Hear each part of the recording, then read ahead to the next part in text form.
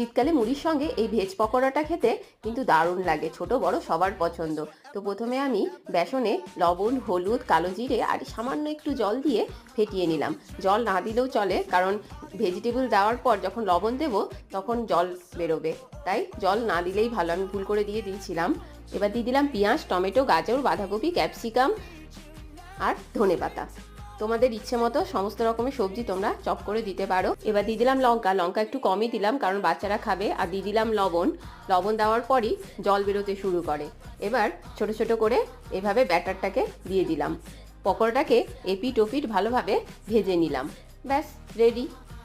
শীতকালে হালকা রোদে এরকম মুড়ির সঙ্গে নিয়ে বসলে বেশ জমে যায়।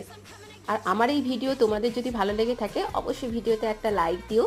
আর নতুন বন্ধু হলে চ্যানেলকে সাবস্ক্রাইব করার অনুরোধ রইল। Tata, bye bye.